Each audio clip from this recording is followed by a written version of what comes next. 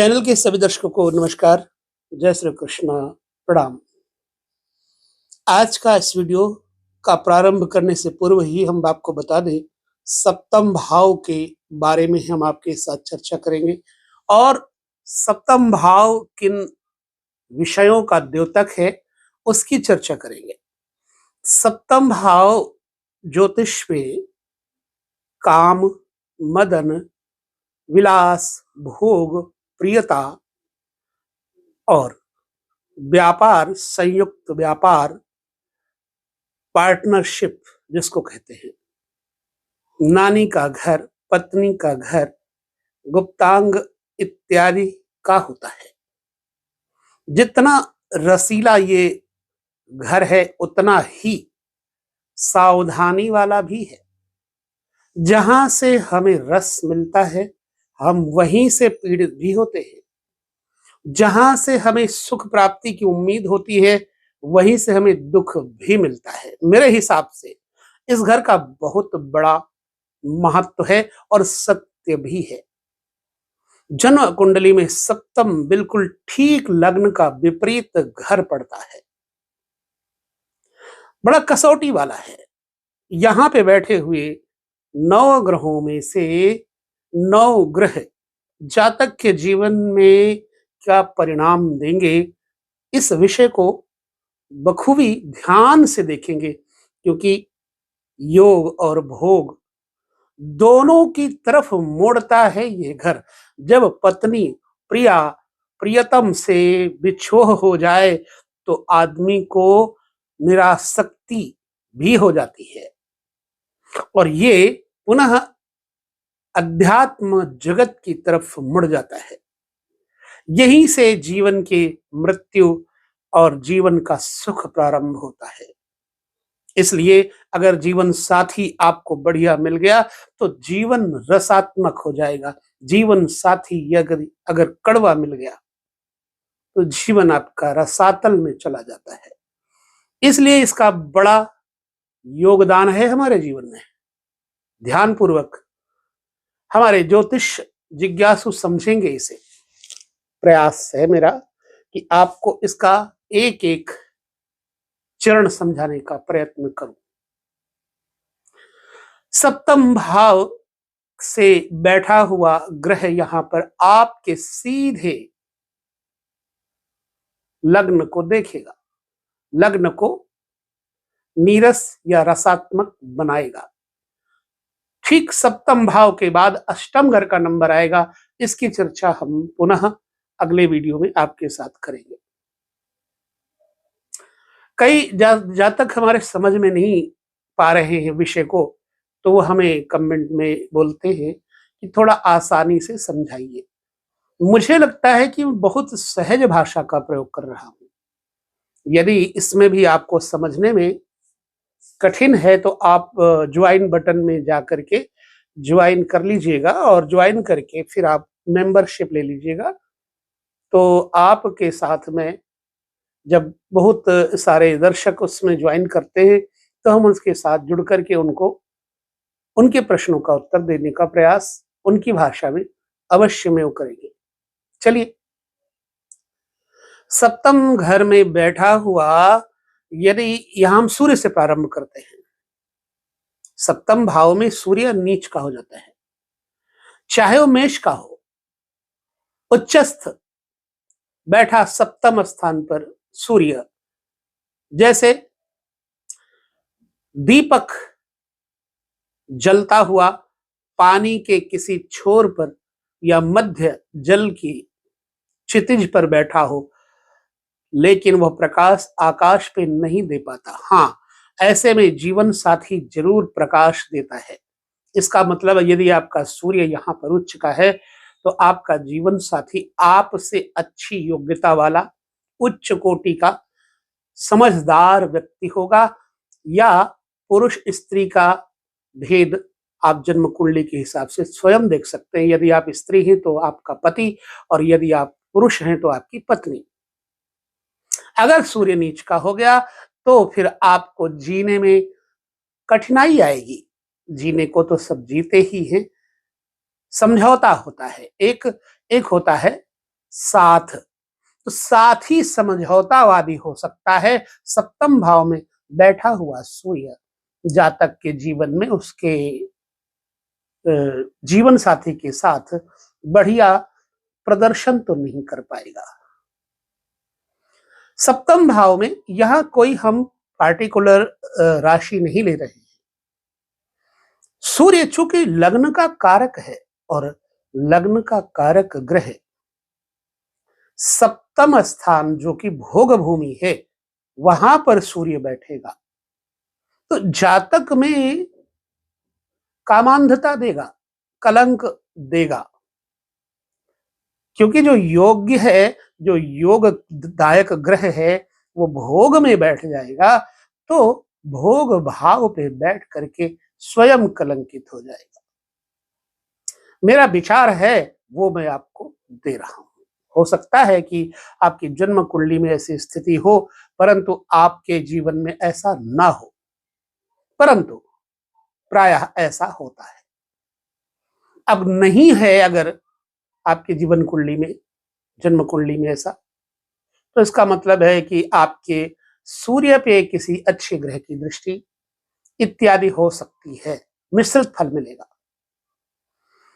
चंद्रमा अगर सप्तम भाव में बैठेगा तो जातक के जीवन साथी को चंद्रमा के समान सुंदर, कलाकार, चंचल, मृदुल, प्रियता, अच्छे सोशल में रहना, सौंदर्य कला निधि इत्यादि का प्रतीक है चंद्रमा। सप्तम में जो पत्नी और पति का घर है, यहां बैठा हुआ चंद्रमा आपके जीवन साथी को सुंदर तब बना सकता है, परंतु कब? जब चंद्रमा पापी ना हो तब। अच्छा, चंद्रमा पापी कब होता है? कृष्ण पक्ष की दशमी के उपरांत चंद्रमा सनह सनह पापी हो जाता है और अमावस्या तक तो चंद्रमा पूर्ण हो ही जाता है पापी। ठीक है। यदि चंद्रमा पापी नहीं है तो आपका जीवन साथी स्वच्छ, सुशील, सुंदर, आकर्षक, भोग प्रियवादी और वातुनी, कर्मठ, स्वच्छ प्रियता इत्यादि लेकर के उसके गुण जरूर होंगे। सूर्य की स्थिति में हमने आपको चर्चा किया, चंद्रमा की स्थिति आपकी ऐसी होनी चाहिए और चंद्रमा यहां पर बैठ करके, चूंकि नानी का घर भी है यहां, नानी के सुख को भी प्रबुद्ध करता है। चंद्रमा लग्न को देखेगा तो जातक को उसी का जीवन साथी पूर्ण शांत करने की क्षमता रखता है, चाहे वो रति क्रीड़ा में हो, चाहे वो वार्ता कार्य हो, चाहे वो व्यवसाय हो। ऐसे जिंदगी में जिसका चंद्रमा सप्तम बैठता है और शुभ है तो उस व्यक्ति के जीवन में उसका जीवन साथी उसको बहुत सुख देता है। आप देख लीजिएगा आपकी जन्म कुंडली में यदि ऐसा है तो बेशक आपका जीवन साथी हो सकता है कि देखने में सुंदर हो या चंद्रमा पर कुछ ग्रह ऐसे पड़ते हैं, दृष्टि डालते हैं जिससे सुंदर ना हो, लेकिन दिल बड़ा सुंदर होगा, उसके कर्म बड़े सुंदर होंगे। मैं पहले कह चुका हूं कि मैं कोई भी फलादेश किसी के ऊपर थोपता नहीं हूं, केवल अपनी विचारशाला आपको अभिव्यक्ति की तरफ ले जा रहा हूं, अपनी अभिव्यक्ति दे रहा हूं। चंद्रमा सप्तम में लग्न को ठीक मजबूत करेगा, सप्तम घर को मजबूत करेगा, व्यापार को मजबूत करेगा, स्वयं जातक को शीतलता प्रदान करेगा। चंद्रमा शुभत्व को प्राप्त कराएगा। मंगल यहाँ पर नुकसान करेगा या फायदा करेगा? मंगल की दृष्टियां पूर्णतः 3 होती हैं, चतुर्थ, सप्तम और अष्टम। चतुर्थ दृष्टि से मंगल यहां से बैठ करके पिता के घर को, व्यापार को एवं लग्न को तथा कुटुंब यानी दूसरे भाव, धन भाव को देखेगा। चंद्र मंगल तीसरे घर का कारक है, मैं पुनः कह दूं सूर्य लग्न का कारक है और चंद्रमा चतुर्थ का कारक है। फिर मंगल छोटे भाई का कारक है। बल, वृद्धि, साहस इत्यादि का कारक है। मंगल अगर यहां बैठेगा तो पहली बात तो आपकी जन्म कुंडली मंगलिक हो जाती है। ऐसे में आपको आपके साथ साथ आपके जीवन साथी को भी मंगलिक दोष अवश्य होना चाहिए, अन्यथा पति पत्नी में विशेष प्रेम नहीं रहेगा। और मंगल चूंकि सप्तम बैठा पत्नी के घर को दूषित करेगा। मंगल अग्नि तत्व है, मंगल क्रूर ग्रह है, तो पत्नी में क्रूरता इत्यादि गुण आ जाएंगे। स्वयं जातक का जीवन दूभर कर देगा। मंगल जातक के जीवन संगी को भी जीने नहीं देता। यहां बैठ के मंगल आपके पत्नी को या पति को बीमार करता है, मृत्यु तक की स्थिति में ले जाता है। यहां से बैठा हुआ मंगल जब चतुर्थ दृष्टि से पिता के घर को, व्यवसाय को देखेगा तो व्यवसाय को ठीक करेगा, व्यापार को बढ़ाएगा। शुभ होगा तो, अशुभ होगा तो ये मंगल कई बार ससुर और बहू में संबंधों को कुरूप कर देता है। संबंधों में सास, बहू और ससुर में व्यभिचार जैसे दोष भी पैदा कर देता है, क्योंकि मंगल सप्तम बैठा हुआ। अगर स्त्री की कुंडली में है तो बहुत खास तौर से इसका ध्यान रखना है, और नहीं तो कलंक तो ससुर के साथ लग ही जाता है। पुनः जब लग्न को देखेगा तो स्वभाव में गुस्सा, क्रोध इत्यादि मंगल देगा। यहां तक कि भाई के साथ भाभी देवर का संबंध भी मंगल खराब कर देता है। कभी कभी तो ये जो मंगल यदि किसी स्त्री की कुंडली में है सप्तम स्थान पे, तो उसका देवर के साथ किसी न किसी भी प्रकार का संबंध जरूर हो जाएगा। नाजायज हो तो नाजायज और जायज हो तो जायज, ऐसी अवस्थाएं बन सकती है। परंतु निश्चित तभी हो सकता है जब तृतीयेश की अवस्था भी सप्तम बैठे हुए मंगल के साथ जुड़ी हुई हो, तब नाजायज संबंध भी स्थापित हो जाता है। हाँ, ऐसी अवस्था में जातक अत्यधिक कामी होता है। स्त्री भोग में बड़ा लंपट पुरुष होता है, एक से अनेक बहुधा अधिकतम स्त्रियों की अपेक्षा रखता है। कुटिल जातक कलह प्रिय भी बन जाता है, और इसकी वजह से कुटुंब में जो अष्टम दृष्टि पड़ती है मंगल की, तो उससे जातक के जीवन में प्रायः आंतरिक कलह, मानसिक परेशानियां, घरेलू उलझने बनी रहती है। इसलिए मंगल सप्तम में ये फल देगा। बुध यहां पर बैठा है अगर, तो जातक का व्यापार बढ़िया करेगा, वाणिज्य, पार्टनरशिप।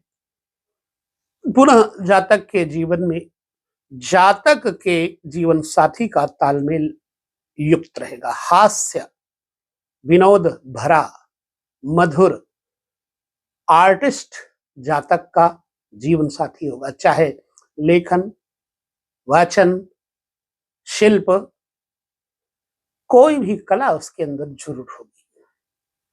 जातक का जीवन साथी पढ़ा लिखा होगा, योग्य होगा। पुनः जातक व्यवसाय में सफल और खुद गुणज्ञ होगा। शायरी लिखना, गजल लिखना, लेखन कला, नाट्य, बोलने की अच्छी अभिरुचि, जातक के लग्न को देख करके बुध मधुर जीवन बनाएगा। बुध यहां पर अच्छा फल देगा। अगर बुध पर किसी ग्रह शनि इत्यादि की स्थिति बन जाए, शनि है, राहु है, बुध है, ऐसे ग्रह बैठ जाए तो ऐसे जातक प्रायः क्या कहते हैं उसे, नपुंसक योग बना देता है। बुध के साथ यदि कोई पाप ग्रह होगा, नपुंसक ग्रह होगा, तो बुध भी नपुंसक है। तो ऐसे व्यक्ति में काम भोग की सामर्थ्य शक्ति नहीं रहती। प्रायः यदि द्वादशेश भी मिल जाए इसके साथ, तो जातक अपने अनुरूप ही फीमेल भोगी बन जाता है।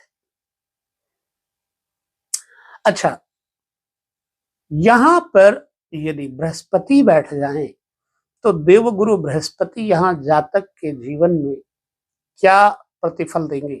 क्योंकि नवम, द्वितीय, एकादश, पंचम, दूसरे घर का, पंचम घर का, नवम घर का, दसम घर का, 11वें घर का जो कारकत्व है देवगुरु बृहस्पति को प्राप्त है। यहां पर बैठा हुआ बृहस्पति जातक के जीवन में जब उसका विवाह हो जाता है तो भाग्योदय दे देता है। जातक का जीवन साथी धार्मिक, आध्यात्मिक मनोवृत्ति वाला, सुंदर, चौड़ा माथा, पांडित्य कलापूर्ण रहने वाला। यदि बृहस्पति शुभ है तो बृहस्पति में भी शुभता अशुभता जरूर देख लेना।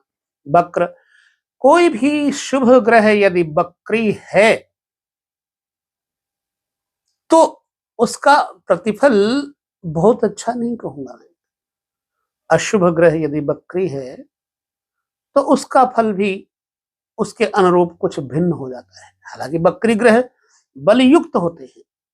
शुभ ग्रह वक्री होना इसका प्रतीक है कि आपके जीवन में सुख सुविधा विशेष करके उत्पन्न करेगा।